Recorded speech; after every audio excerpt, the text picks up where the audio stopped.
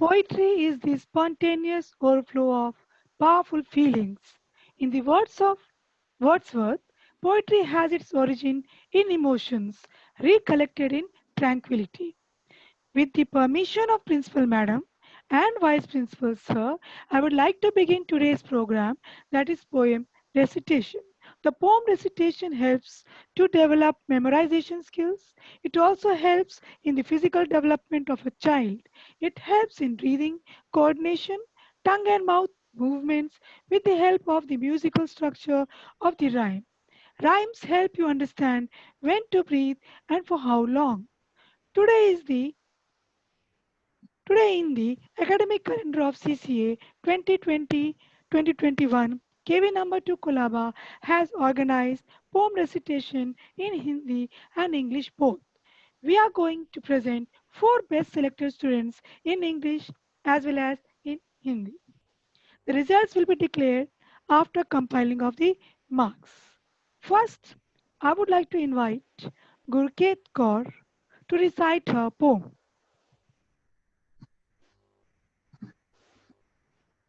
Hello everyone.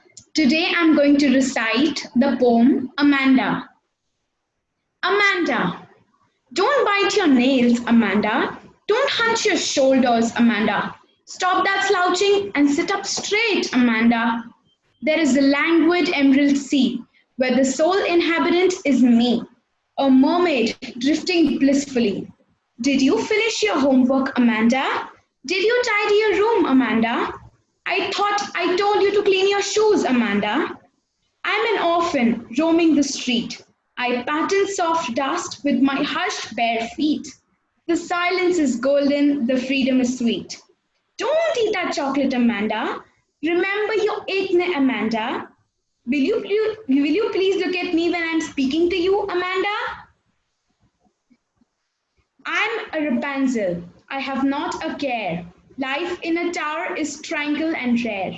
I'll certainly never let down my bright hair.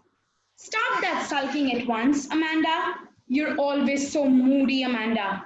Anyway, would anyone would think that I nagged at you, Amanda? By Robin Klein. Thank you. Now over to Snigdha for some more poems. Respected Principal Ma'am, Vice Principal Sir, teachers and all my dear friends. I am Snigdha and I am here to recite a poem. The name of the poem is Don't Quit. The message the poem gives is that you should keep on going, and even in a situation where it is impossible and insurmountable. So here the poem goes. When things go wrong, as they sometimes will, when the roads you're trudging seem all uphill, when the funds are low and debts are high, and you want to smile but you have to sigh, when care is pressing you down a bit, the rest you must, but don't you quit. Life is strange with its twists and turns, as every one of us sometimes learns. And many a failure comes about when he might have won, he stuck it out. Don't give up, though the pace seems slow. You may succeed with another blow. Success is failure, inside out. The silver tint of clouds of doubt. And you never can tell how close you are. It may be near when it seems so far. To stick to the fight when you're the hardest hit, it's when things went worse that you might not quit. For all sad words of tongue and pen, the sadder are these. It might have been, it might have been. By John Greenleaf Whittier. Thank you. Now I would hand over to Febin.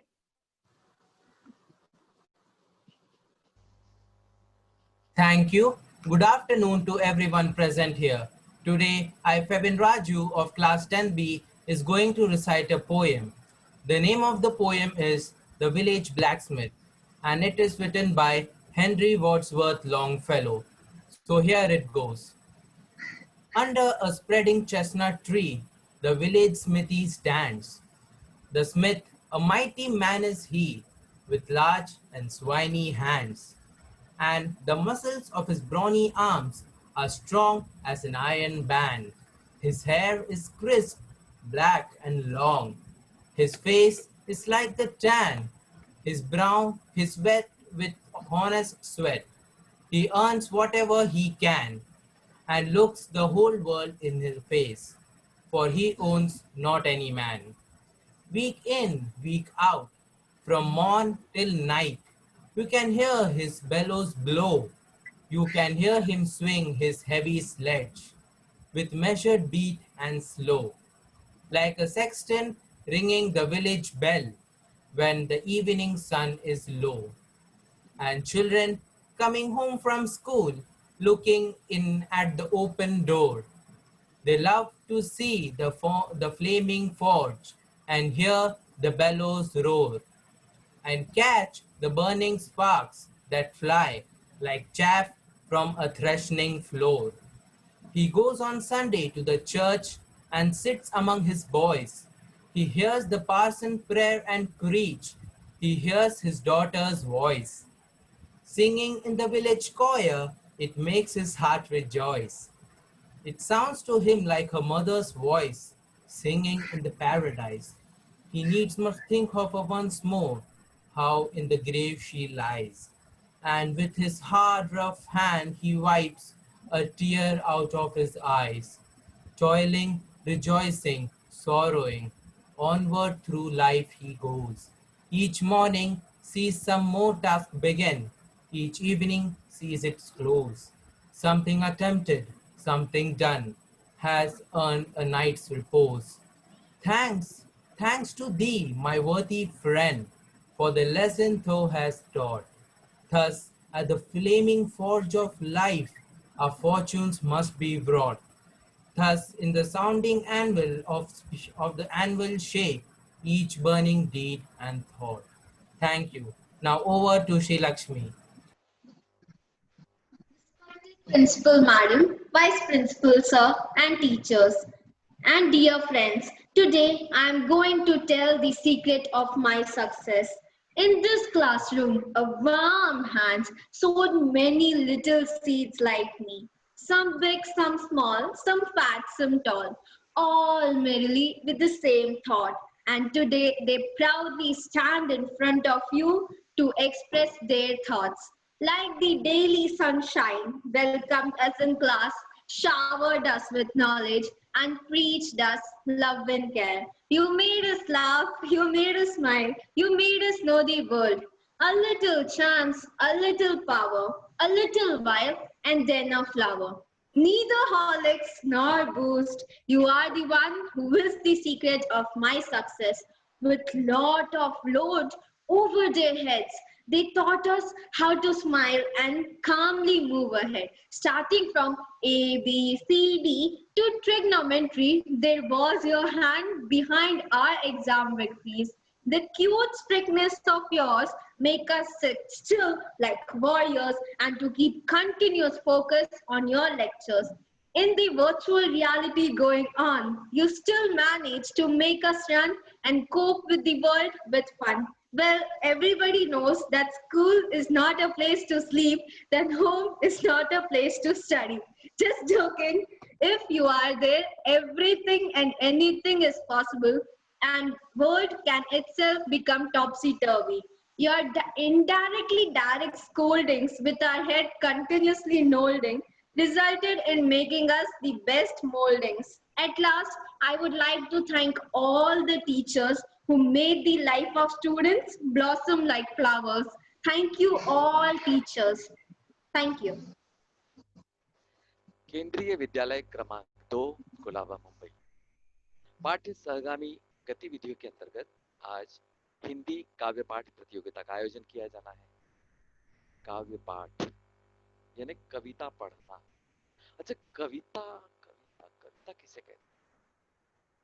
वाक्यम रसात्मकम काव्यम, रस युक्त वाक्य ही काव्य है। उत्पत्ति कब हुई? जब से मनुष्य ने बोलना सीखा। आचार्य रामचंद्र शुक्ल, इन्होंने हिंदी साहित्य के इतिहास में 4 भागों में साहित्य को बांटा है। पहला है वीर गाथा काल 1050 से 1375, भक्ति काल 1375 से 1700, रीतिकाल 1700 से 1900 और आधुनिक काल 1900 से आज तक। अब ये चारों कालों में यानी 1050 से आज तक ये मान्य है कि कविताएं हर युग में रही है। कविताओं के विषय प्रत्येक व्यक्ति का अपना अपना दृष्टिकोण होता है और वह अपने दृष्टिकोण से कविता लिखता है और वो मान्य होती है। हिंदी साहित्य में कविताओं के बारे में विभिन्न विद्वानों के बहुत सारे मतभेद हैं। कुछ गीत लिखते हैं, कुछ मुक्तक लिखते हैं, कुछ कविताएं लिखते हैं, कुछ अकविता लिखते हैं, कुछ आधुनिक कविताएं लिखते हैं।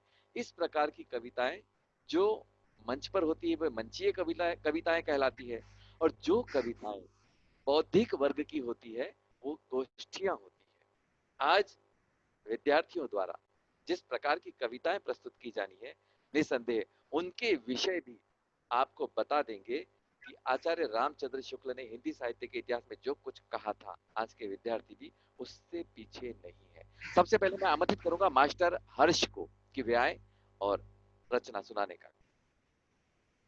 मास्टर हर्ष।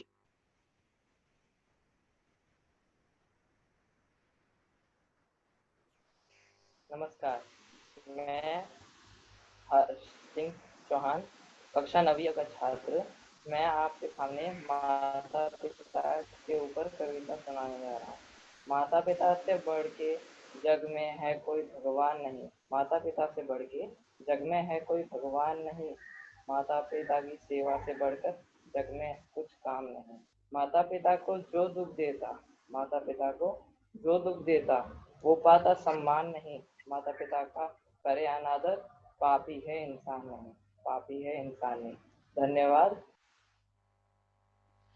कोरोना काल मार्च महीने से घर में है और पता चला है माता पिता का महत्व कि माता पिता बच्चों का कितना ध्यान रखते हैं। अब मैं आमंत्रित करूंगा इशिता पांडे, कक्षा 8वीं अ। कुमारी इशिता पांडे। नमस्कार आदरणीय निर्णायकगण, शिक्षकगण एवं मेरे प्यारे मित्रों। आज मैं इशिता पांडे, कक्षा 8वीं अ की छात्रा, आज आप सभी के समक्ष एक कविता लेके प्रस्तुत हुई हूँ जिसका नाम है कोरोना वॉरियर्स। तो लीजिए प्रस्तुत है। हर कोई है यहाँ योद्धा, हर कोई है यहाँ योद्धा, खाली सबके कार्य अलग है, खाली सबके कार्य अलग है। हथियार नहीं है तो क्या, हथियार नहीं है तो क्या, सबके पास विश्वास बहुत है, सबके पास विश्वास बहुत है। लो छिड़ गया है युद्ध ए कोरोना, लो छिड़ गया है युद्ध ए कोरोना, जो कहता है हमसे डरो ना, जो कहता है हमसे डरो ना। हर जगह इसने मचाया है ऐसा युद्ध घमासान, हर जगह इसने मचाया है ऐसा युद्ध घमासान। पूरा विश्व है इससे परेशान, पूरा विश्व है इससे परेशान। होटल विद्यालय कार्यालय सब हो रहे हैं बंद, कौन है क्या इससे फर्क नहीं पड़ता, बस सब आज घर में है बंद। लेकिन हमें डरना नहीं है, लेकिन हमें डरना नहीं है। वो कोरोना है तो हम इंसान हैं, वो कोरोना है तो हम इंसान हैं। आज साथ ना होकर भी एक साथ हैं, आज साथ होकर ना एक साथ हैं। हम सब के अंदर होता है एक योद्धा, हम सबके अंदर होता है एक योद्धा, खाली उस योद्धा को जगाना है, खाली उस योद्धा को जगाना है। इस युद्ध में हर किसी को कोरोना योद्धा का बनकर दिखाना है, इस युद्ध में हर किसी को कोरोना योद्धा बनकर दिखाना है। हम डॉक्टर नहीं तो क्या, हम डॉक्टर नहीं तो क्या, जो हो सका हमने वह किया, जो हो सका हमने वह किया। युद्ध में हर योद्धा के होते हैं अलग अलग कार्य, युद्ध में हर योद्धा के होते हैं अलग अलग कार्य। हर कोई मैदान में नहीं जाता, अपने कर्तव्य को निभाकर ही तो कोई योद्धा है कहलाता। तो अपने कर्तव्य का पालन करना है, अपने व अपनों के लिए इससे लड़ना है, अपने कर्तव्य का पालन करना है, अपने व अपनों के लिए इससे लड़ना है।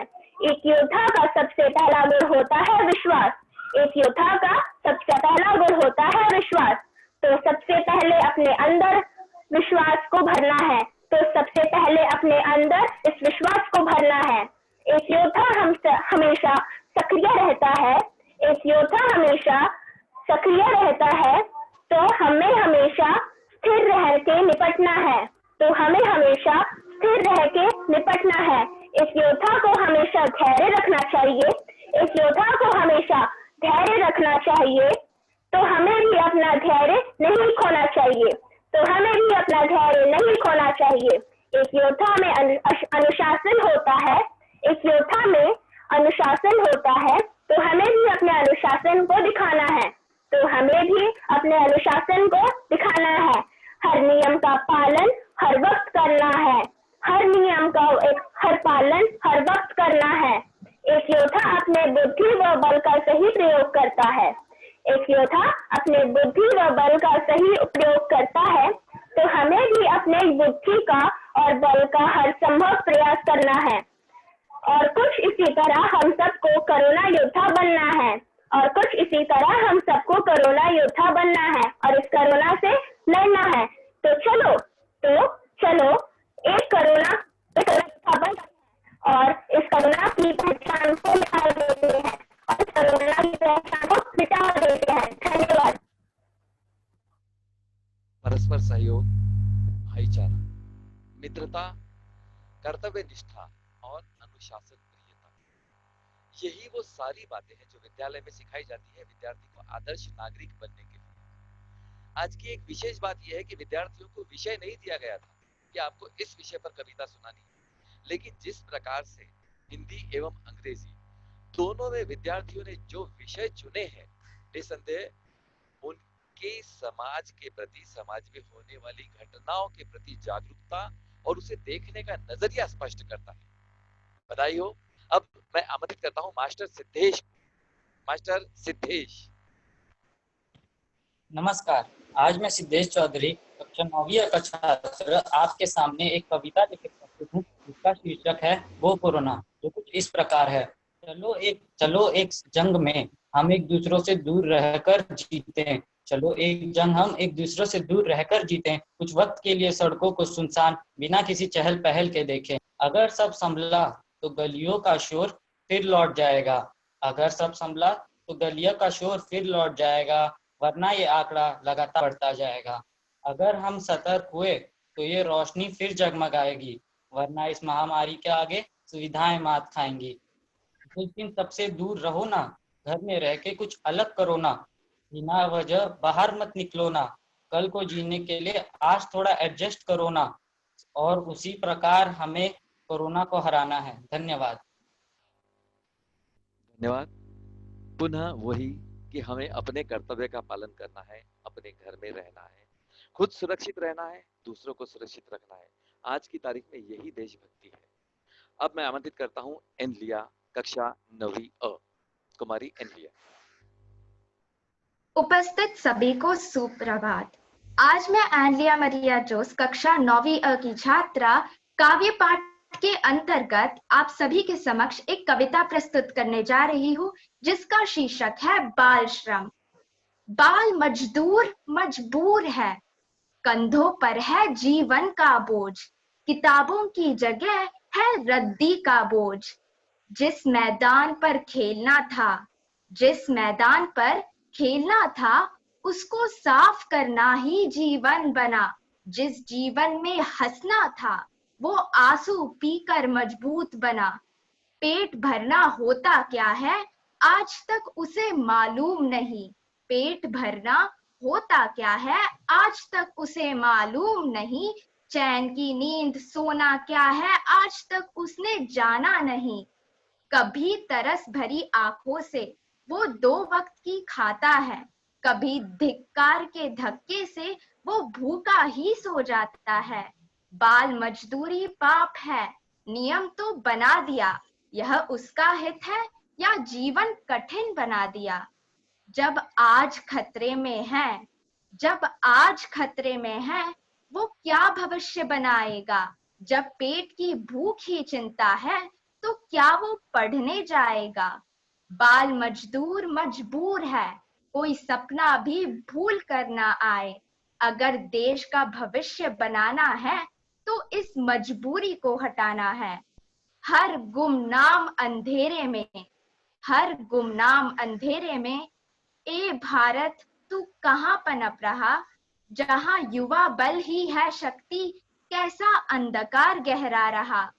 जिन मासूम के आंखों में कोई सपना भी भूल कर ना आए, जिन नन्हों के जीवन में कोई अक्षर ज्ञान भी ना छाए, जिनके कोमल बचपन पर बस मजबूरी ही लहराए, ऐसे अभागे बचपन ही बाल श्रमिक कहलाए, बाल श्रमिक कहलाए।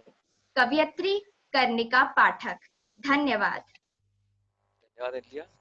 फिर वही समस्या जो समाज में है, बच्चे जो देखते हैं उसी विषय को चुनते हैं। फूलों की कोमल पंखुड़ियां, फूलों की कोमल पंखुड़ियां बिखरे जिनके अभिनंदन में, मकरंद मिलाते हैं अपना स्वागत के कुमकुम चंदन में। हमारी परम आदरणीय प्राचार्य महोदय हमारे बीच है। मैं आदरणीय प्राचार्य महोदय से निवेदन करूंगा कि वे मार्गदर्शन करने का कष्ट करें। परम आदरणीय प्राचार्य महोदय। धन्यवाद जोशी साहब और मीनू मैम दोनों को और मेरे प्यारे बच्चों। बहुत अच्छा लगा। Really wonderful presentation by all students. और हिंदी में मैं कहूँगी और भी बेहतरीन था। मतलब बच्चों का जो एक्सप्रेशन और कहाँ पे बच्चों को पॉज देना है, कहाँ पे उसको जोर से बोलना है, कहाँ पे मध्यम गति में लेना है, लय में लेना है, बहुत ही बेहतरीन तरीके से बच्चों ने प्रस्तुति दी। और मुझे बहुत अच्छा लगा। इंग्लिश की जो पोएम रेसिटेशन थी, बच्चों ने बहुत ही बेहतरीन प्रस्तुति दी। और हिंदी में भी बच्चों ने जो ये काव्य पाठ प्रतियोगिता थी वो बहुत ही अनुस्मरणीय मैं कहूँगी, क्योंकि घर पर बैठ करके आप सीखे का आनंद ले। जैसे आज मैंने देखा था बच्चे सारे यूनिफॉर्म में थे, बहुत ही अनुकरणीय था ये कि आप घर में बैठे हो, आप में वो जोश जज्बा आप भर पा रहे हो बच्चों का, बच्चों में वो उत्साह आपने भरा। मैं बहुत इम्प्रेस हुई। मेरे लिए काफ़ी अविस्मरणीय पल है, क्योंकि मैं चाहती थी कि इस तरह से हम कुछ एक्टिविटी करें। बहुत मज़ा आया मुझे। और मेरे सारे प्यारे बच्चों को खूब ढेर सारा आशीर्वाद। आप लोग खूब खुश रहें और इसी तरह से प्रोग्राम में पार्टिसिपेट करते रहें। तो मीनू मैम थोड़ा सा और प्रोग्राम चुकआउट कर लेंगी। आपको मैंने शायद बताया था कि कुछ म्यूजिक का आप करें और कुछ डांस अगर बच्चे कर सकते हैं। घर में ही पूरी तरह से ड्रेस में रहें बच्चे और घर से ही प्रस्तुति दें उसी तरह जिस तरह से आज आपने ये आयोजन किया। बहुत बेहतरीन कोऑर्डिनेशन, देखने लायक, लाजवाब। तो मैं उम्मीद करूंगी कि इस तरह से और भी प्रोग्राम होते रहें। और सभी बच्चों को मेरी खूब सारी शुभकामनाएं। आप लोग घर पर रहें, खूब खुश रहें बच्चे। कभी कोई समस्या आती है, अगर घर पर नहीं आप बात कर पाते हैं तो हम आपके लिए हमेशा इजीली अवेलेबल हैं। आप कभी भी हमसे बात कर सकते हैं। तो मेरे सारे प्यारे बच्चों को खूब सारा ढेर सारा आशीर्वाद। और घर में अपने जो माता पिता हैं, जो कि आपके उन सबको भी मेरा नमस्कार, क्योंकि उन्हीं की वजह आज आप इतने सक्सेसफुल हैं। Thank you. God bless you all. Thank you, madam, for joining us. It was our privilege that you are there with us. It has motivated our students so that they will be doing further participating in more activities. And shortly we are working on solo dance competition, classical dance and classical song and instrument as well.